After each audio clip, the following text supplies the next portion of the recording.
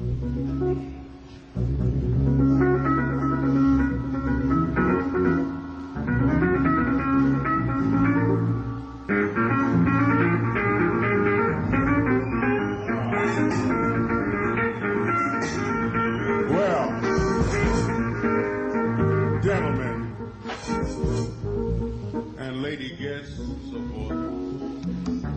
Cannonball Adderley, and we're here to play for you today with the wonderful artist, Miss Flora Purim. We'd like to let you know who the guys are. George Duke at the keyboard,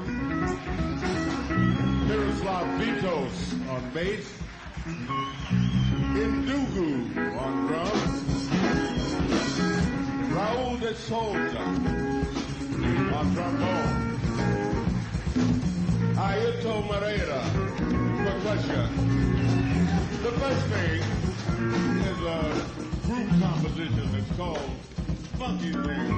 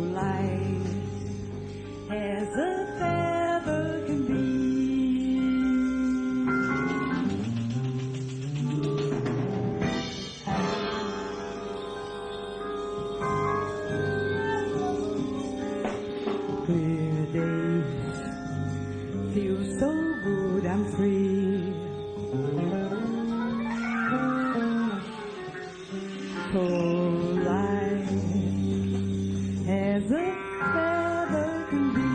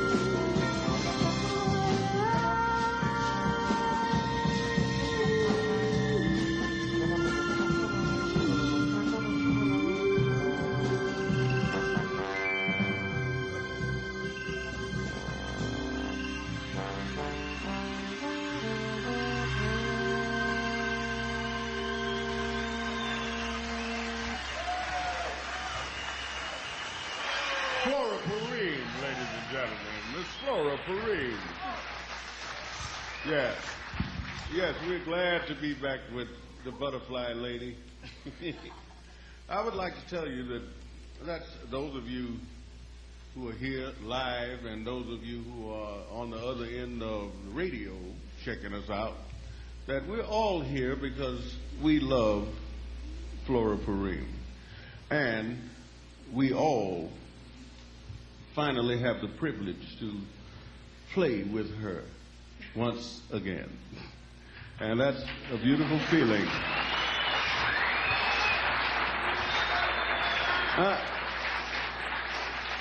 I must also say that Flora is the bearer of goodwill in so many ways, not just because she's a great talent and a wonderful person, but she has some other things going, because I don't know of an occasion like this. I have performed in many correctional facilities. Many. That is, from minimum to maximum security. But I've never seen a thing where people come from the outside and come in and perform in a show with an inmate in a facility, and everybody is having a ball because they have the privilege to do it. I came in from Seattle to do this, so, you know, it's kind of heavy. Miss Flora. Cannonball, I want to say this is really the first time it happened in the history of the Bureau of Prisons. I know it seems incredible, but Warden Wise really had a lot to do with that. And he fought for it. They didn't want to let me do it. And he finally got around, and here I am. Let's hear it for the warden. Right on. That's wonderful. Now, the next song I'm going to sing, I'd like to dedicate to all of you guys. I want you to think about your old ladies and feel good, feel good. Let's suppose I am your old lady right now. I'll be with all of you in here. And I also want to dedicate to some girls that are in CIW, and one special one that is my partner. She wrote a couple of songs with me. Her name is Clara Massengale. And the song is called 500 Miles High.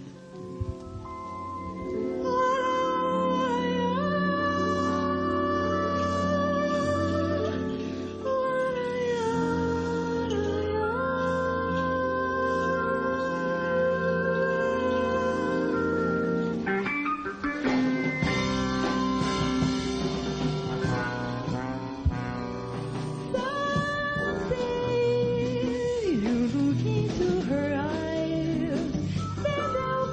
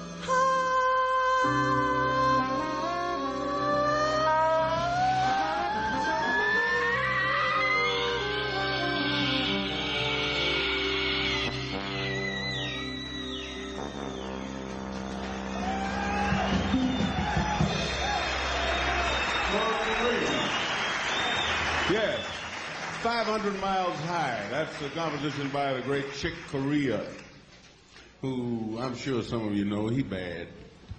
Yeah, I know. Here's a composition by a Brazilian composer whose name is Edu Lobo. And it's kind of fitting since Raul, Airto, and Flora are all Brazilians that they do this tune. This one's called, what is it? Casa Forte. Yeah. Is my Apple working?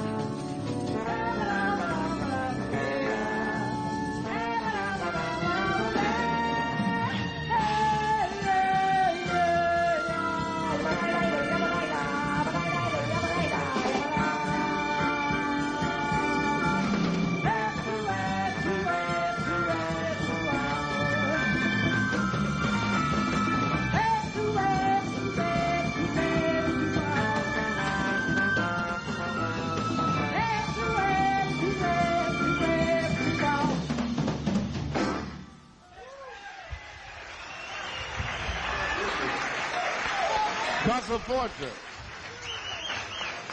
Yeah, thank you very much. Flora Purim, once again, ladies and gentlemen. We are enjoying her so much. The next tune is a composition by the great McCoy Tyner. No, I changed my mind. Oh, good. That's what I like. It's her prerogative. You know what? I want to give you something because you've been giving me a lot through the years. So, I'm going to sing for you, special, a Brazilian song that I know you happen to like a lot. Okay. It's called O Cantador, and it talks about a man that goes on the road with his guitar. And the only thing he does is sing about people he sees and about the world. And for the word that he's seen now, he says that his song is pain, but it's so strong and brings love too. So that's the whole story. I'm going to sing it in Portuguese, which is my native language from Brazil. Yeah.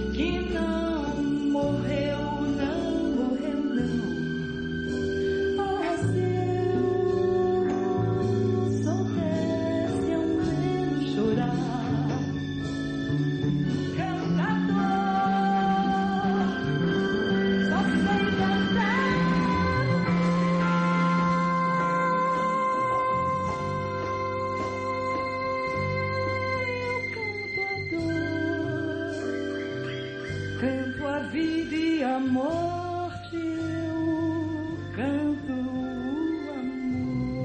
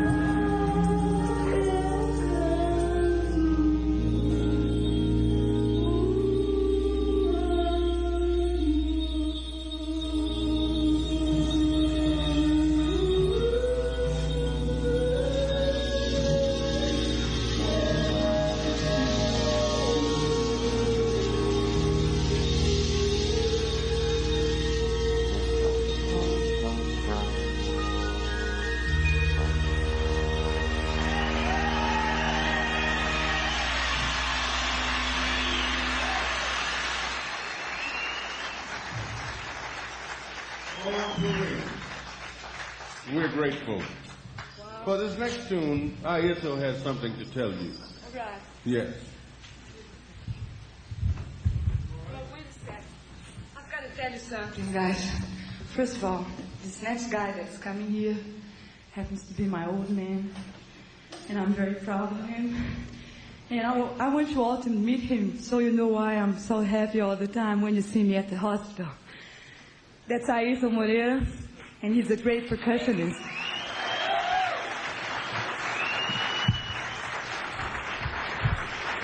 Mm-hmm. Thank you very much.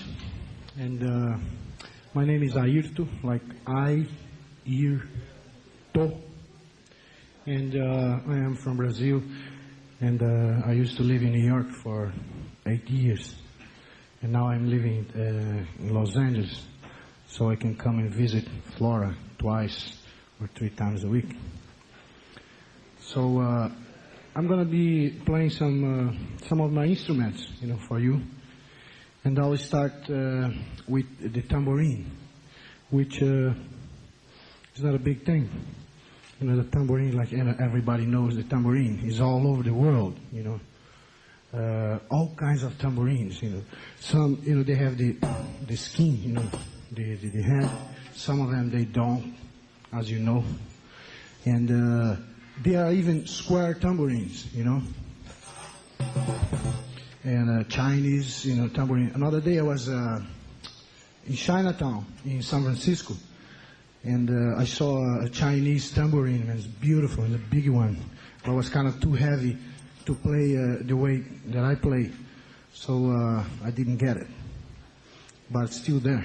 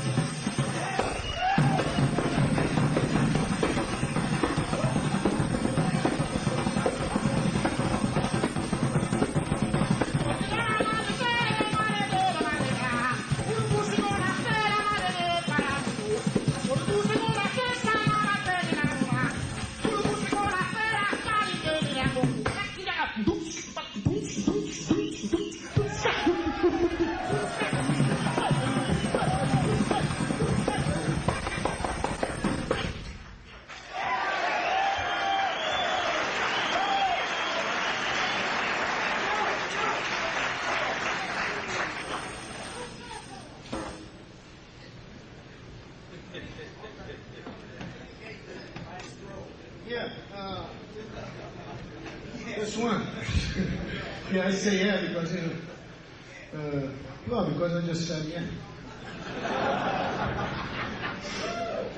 I could say no, which doesn't mean a shit anyway.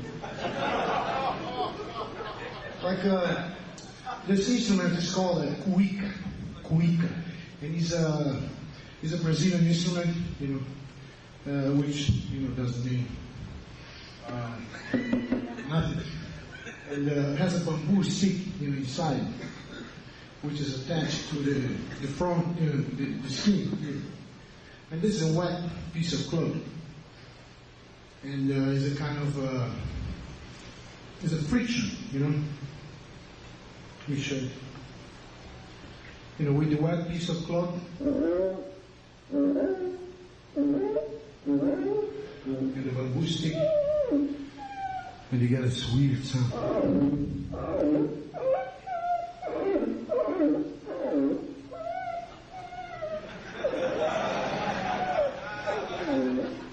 Yeah, you can think about whatever you want. That's,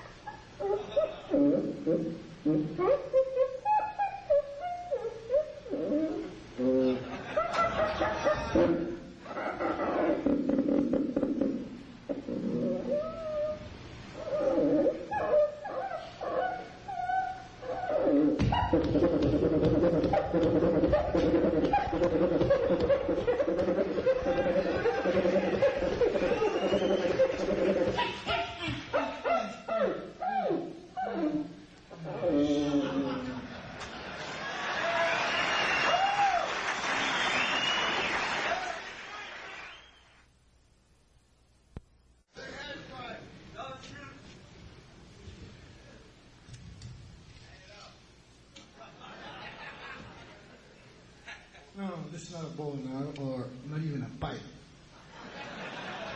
It's not a pipe, and it's not a bow and arrow. It's an instrument, you know. It's a berimbau.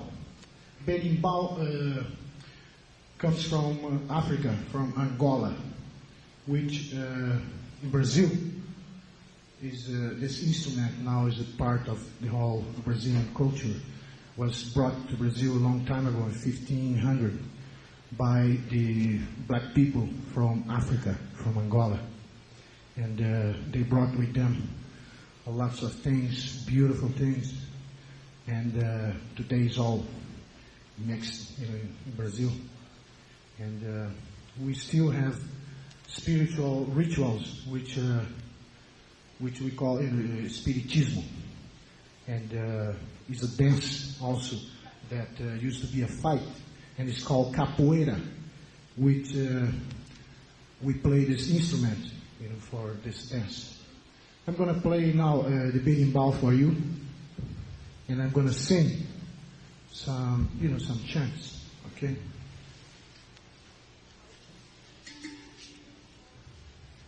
This is KBCA, Los Angeles.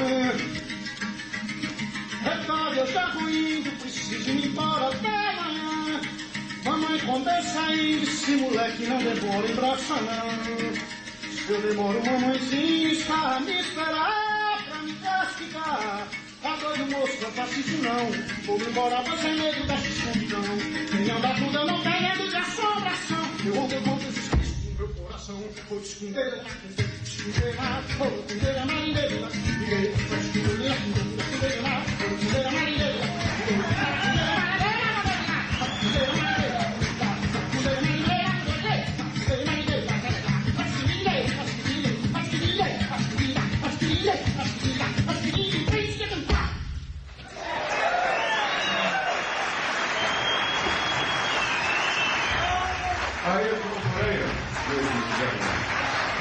Yeah. Remarkable. Once again, we welcome back the band and Miss Flora Purim. A composition by another Brazilian, Airto. This one's called Jive Talk.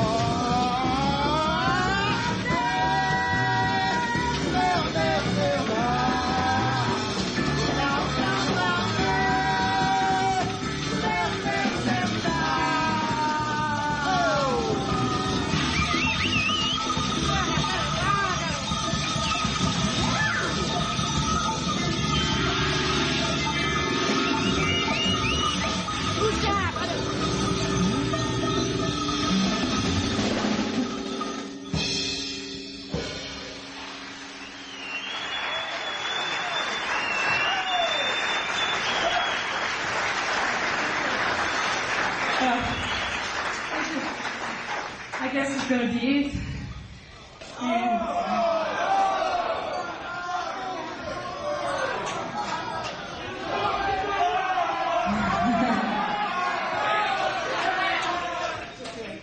Okay, we're going to do for you a real batucada from Brazil, from the Carnival, just a drum session. And I hope you get off in it and will be it. Thank you very much for giving me all your support and being here.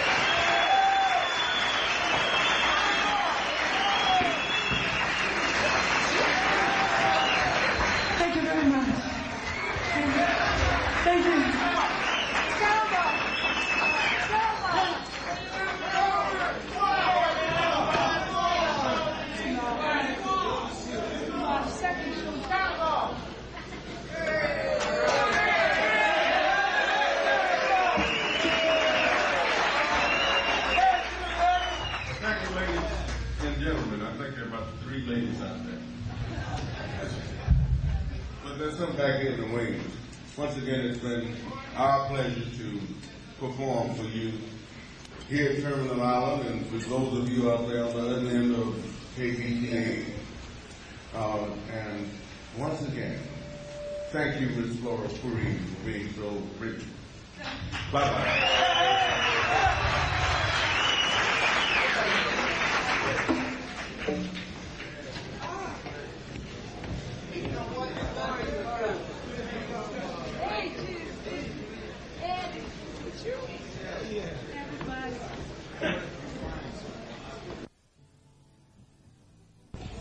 Well, this is Leonard Feather here on KBCA FM, and it's a rather strange situation there because normally at this time every Sunday in the studios at KBCA doing my regular program, and for all you know I might have Flora Purim there as my guest, but there was no way of working that, so we did it the other way around. I'll tell you the basic facts before we talk to Flora. Flora Purim is giving a concert this afternoon at the Terminal Island Federal Correctional Institution in San Pedro. She has been an inmate here at the institution since last August. Flora Purim was voted #1 female singer in Downbeat's Readers' Poll last year after the release of only her first record as a solo artist. That means she was ahead of Ella Fitzgerald, Sarah Vaughan, all the great singers of history, which which is quite remarkable. She's won universal acclaim from critics here and abroad, and her albums have garnered all kinds of top airplay and just everywhere, middle-of-the-road, pop, easy listening, and, of course, the jazz stations like KBCA. One outstanding feature of her music is the inability to classify it. We'll go into that in just a moment when I talk to her. She was arrested on a cocaine charge in 1971 and was convicted, and a series of appeals leading all the way to the Supreme Court were unsuccessful. She's now serving a sentence of 0 to 3 years. Actually, she went before the parole board immediately after arrival at Terminal Island, and she was denied parole. The parole board is going to consider her again, I think in August 1975, but we'll find that out now. I'd like to, first of all, make an obvious disclaimer that this should be clear to anyone. There's no attempt here to glamorize or publicize cocaine any more than there's an attempt to do a commercial for cancer. That's fairly clear. Right, Purim? Right. Flora, what is the reason for the sudden switch? Right up until a couple of weeks ago, your presence here was really unknown to almost everybody. I was one of just a very few people that heard what happened, and everybody kept the silence, presumably out of deference to you. And then suddenly we have gone from this secret situation to a point where it is just the reverse. Now it is being actually actively publicized. There's been stories in the trade papers, and a concert is being given today. What is the reason for this turnabout? Well, it just happens that it's been 8 months that I've been in jail, and I never been in jail in my life, and it was quite a hard experience, and I couldn't adjust to the fact that I was living with my family, Airto, my little daughter, Diana. And then when I surrendered, I still didn't know I was voted top female jazz singer or anything. I was still working with Airto. I finished my record, Stories to Tell, and I came in. And after 8 months, I can say I learned a lot since I've been here in county jail, and I met a lot of people. And it's been a demand for me to work. Like, people's been calling Fantasy Record, asking about me, and I just felt that it wasn't fair to hide anymore, because it's true and it happened and I'm still here. There are so many emotions that I was thinking when I watched the first of the two concerts. Of course, the second one is going on in a few minutes, but whether you feel embarrassment, self-pity, excitement, bitterness, determination to straighten out. What are your real basic emotions today? You want to really know that? Yes. I feel very excited, because music is being my main form of communicating, even with myself, And for me to have the chance to sing with musicians like George Duke and Miroslav Vitous and Airto and Ndugu and Cannonball and Raul, I know not even when I was on the streets, I couldn't get it together, because each one of them got their own thing going. Miroslav's got his own band coming, and George works with Frank Zappa. Cannonball's got his band, and Ndugu works with Santana right now. So I feel really emotional and excited, and I know I'm making people feel good, so I feel good. It took quite a lot of effort to bring all these musicians together here today, didn't it? Well, mostly it was their own willingness, which, I really appreciate. They made me feel so well by just coming in and giving me their time, and it's just, I feel good, and I hope everybody holds on till I get out of here, because I'm ready, Well, what is the situation regarding the possibility and the likelihood of when you will get out? I have a chance to be paroled when they review my case in August 75, and if this happens, then I'm going to fight immigration, which is already being taken care of, because there's a special bill for performers because of John Lennon and some other people. I know about that case. So if, some senator presents the bill, I can always remain in the country to perform and to visit, but not to leave, which is what I was doing in the last 8 years. You came here in 67, right? About the end of 67, and I've been in Europe with St. Getz and with Airto and with Chic, and I've been traveling mostly of the time, so it's not going to change much. No, I would think that once you do get out, you will have a very bright career ahead of you. How do you compare your situation with, say, Billie Holiday, who got into trouble much later in life? Well, there's a different on the dope that she was using Different too. kind of narcotics, that's very Yeah, clear. well, like that, like, you know, on staff you can really get strung out and you can decline. And I used cocaine and I smoked weed and I took pills. I used all kinds of drugs, but junk, you know. And after I was busted, a month after, Chick Corea invited me to be part of the band Return to Forever. So when we had to go to Japan, I told him, listen, I don't know if they're going to let me go because I was busted. I told him about what happened, and he said, why don't you come to a Scientology place and talk to some people that I know? So I went in, and it felt really good, you know. They accepted me the way I was, and I really improved my senses about everything. I started to confront my own situation, exactly how it was, with no self-pity or nothing like this. Just saying, well, I was busted and it was it, I have to handle it. And that's what I'm doing right now. Well, that answers my question then. No self-pity, no real bitterness about what's happened. Maybe a little? No, I saw horrible things, you know, and they're going to stay inside of me for the rest of my life. But I think I learned from it, you know, and I just find out that there are other kind of people that need understanding and help, and they're human beings just like me, you know. And, of course, I found out in a hard way, but everything is worth it, you know, and I'm taking a great lesson out of my jail time. Well, your spirit and your morale sound marvelous. It's really impressive. How have the contacts been with the outside, with musicians writing to you and so forth? Incredible. I've got letters every month from Billy Cobham, from Stan Getz, from Chick Corea, from Stanley. They even writing music and sending it to me do? here. Yeah. And Airto comes to visit me twice a week and brings Diana. And once in a while he writes a song for me and I write a song for him. And that's what's happening. Airto has moved down here now, I assume, right? Yeah. Airto, can you come in for a moment? Yeah. Hello. You are now living in the Los Angeles area, right? Yes. I'm living in Alta Loma Road, which is close where the Playboy Club used to be. Yeah, I know where you are. So, and you continuing with the group without Flora? Yeah. Yes. By the way,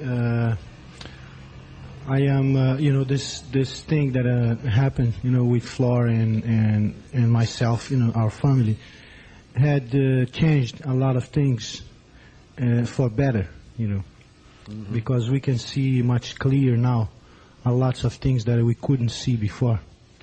And I am putting a new group together, and with a whole new spirit, you know, not really musically speaking, but the whole thing, with the attitude. Yeah, the attitude and how to handle, you know, everything else, you know. And I am signing a new recording contract also, and I think it's going to be with Arista Records and Clive Wish Davis. you luck with that. Flora, let me ask you another question for a moment. A lot has been said about the wordless singing that you do, which constitutes a great deal of your performance. How did that develop? It's not really like any kind of wordless singing that's gone before. You can't call it scat singing. In fact, you can't really classify anything that you do. Yeah, well, as I said to other people, it started when I was working with Ron Carter and Hermeto and Airto. You know, we went to do those concerts in Mexico, and Hermeto came to me and said, "Listen, why don't you use your voice? Like, we didn't have a horn or anything in the band then, and just make sounds and back me up when I do things like this." And in the beginning, I didn't want to do it because I wanted to sing straight melodies and lyrics. I wasn't very hip, but I don't believe that. I'm telling you, because I was scared that he was crazy, you know, because he is crazy naturally. Anyway, he's crazy. He has ideas like bringing animals to studios and have them make sounds and play soprano sax and things like this. But he's a genius, and I respect him very much. So the first time I did it was on Moon Dreams, when I recorded with Airto on Seeds on the Ground for Buddha. Was my first trial for that, and it was so good. I took off so fast and strong that actually when I finished, I thought I was going to pass out, you know. And then Airto and Ron and him ran to the booth where I was in, and they hugged me and kissed me and said, "Can you do it again? Let's take another track." And I did 2 tracks, and we used it, you know. Well, I guess we have about run out of... How many... we have no time left? 5 minutes or 5 seconds? 5 minutes. Oh, well, that's good, because I could not say goodbye in 5 seconds, nor could I get all the answers to the questions I have in mind. Actually, this wordless singing doesn't seem to derive from anybody else, but you must have some idols that you've had in the past. Well, I love jazz music because my mother loved it, and she used to hear to Errol Garner, Oscar Peterson, you know, Hazel Scott. Really? Yeah, and then I started to hear Miles, and the sound of the trumpet, you know, really would strike me because, like, I would feel this in chills, you know, and slowly was the sound that I wanted to duplicate. Then when I teamed up with Joe Farrow on Sheets Band, I found a new sound together with the soprano sax and with the flute. And I had studied some drama on a Stanislavski's method, and you use your diaphragm and your throat and your chest and your stomach and your nose.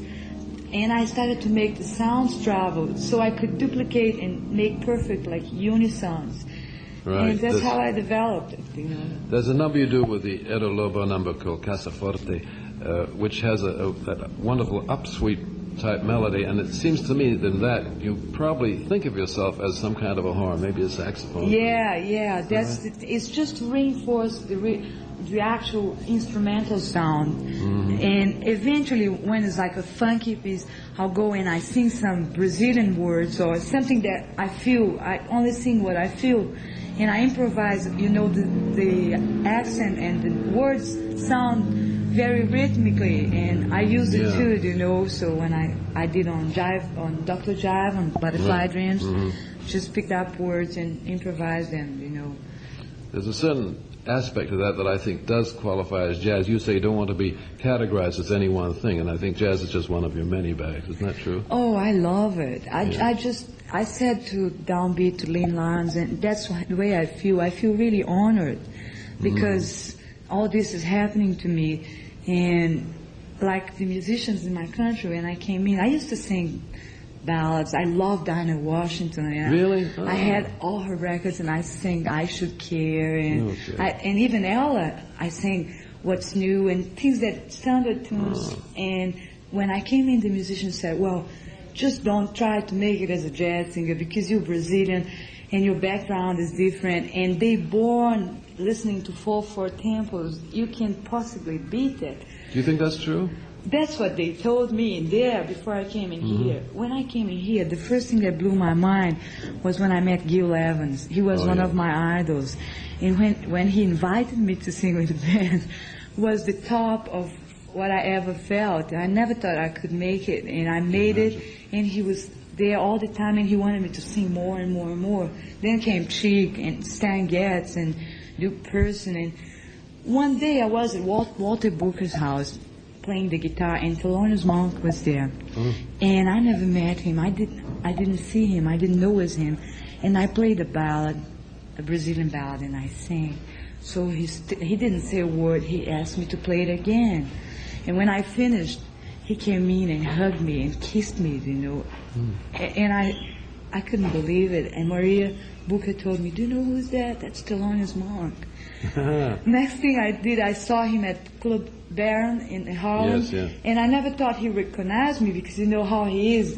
He picked me up by the hand and introduced me to each musician, you know, and told them, check her out, check her out.